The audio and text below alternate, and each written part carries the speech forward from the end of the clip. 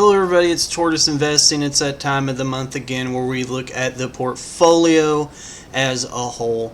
Now we do have some changes that were made as of Friday and today. Actually, I did a little bit more buying because there was something that went on sale a little bit too hard and I wanted to take advantage of it. Now, before we jump into everything, if you're new, please hit that subscribe button. Drop a like down below. I would greatly appreciate it. Those two things, super free and easy to do. It helps the channel out a ton.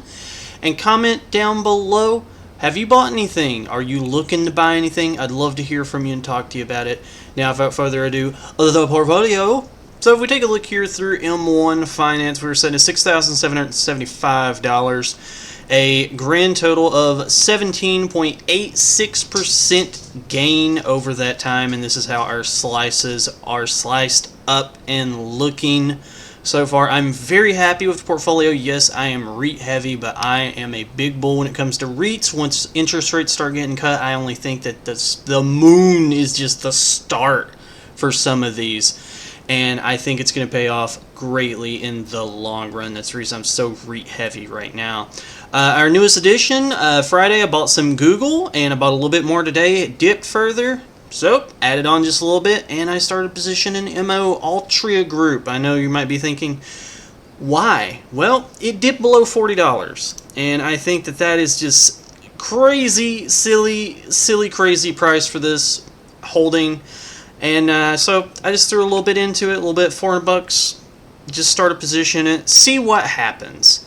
Now this is our unrealized gains. This is how everything is looking. Top three positions: MasterCard up over 20%, American Tower Corp up 11%, and Extra Space Storage up 10%. Those two are REITs. I'm telling you, I think real estate investment trusts are going to do great. No, this financial advice always here on Research Before Investing. Our bottom position is Google. Google's down a little bit, 3%, nothing really. The other ones are kind of dead even, so not really too concerned about that. Now we take a look here through Qualtrim Insights. This is the dip finder. It shows 200-day moving average from holdings here, and that compared to VOO, which is the S&P 500. And if you see here, Visa and MasterCard are just taking off. I really don't know if I'm ever going to be able to buy MasterCard again at my entry point. Yeah, 387.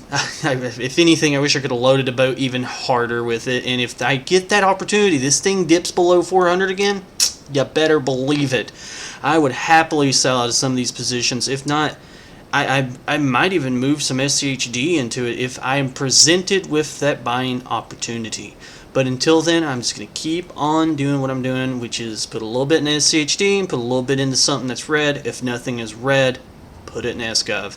The reason I jumped into MO today in Google is I feel like those are great long-term buying opportunities. MO, you get you a great dividend yield above 9%. It's a king. It's been raising its dividend every year at a rate of 4% pretty consistently, and I think they're going to be able to continue doing that because they have pricing power and a heck of a ton of cash flow, and that is great for companies. Another reason, and one reason why I got into Google, I made a video on this, why I think Google will eventually pay a dividend. Yes, I know. And you might be thinking, why?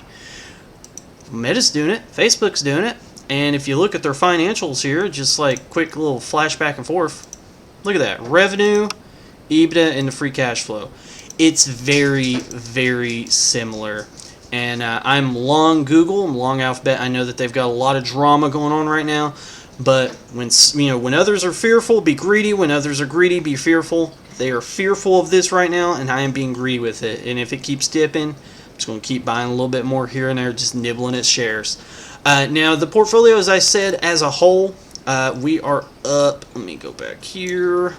I think we're up 17.86%, and that is from March 29th to today. Compared to the S&P 500, April 1st, 2022 to today is up 12.87%. So we are beating the S&P 500 overall, which is awesome. And I look forward to continuing to beat the S&P 500. You hear that, S&P 500? It's going to keep happening. I'm better than you. Lastly, let's take a look here through Track Your Dividends. This is just a little dividend tracker that I use to kind of keep up with when I'm going to get paid and how my annual income's looking and my overall percentage of dividend growth with my portfolio. So if you look here, $224 annual income. Hey, it's growing month over month. Love it.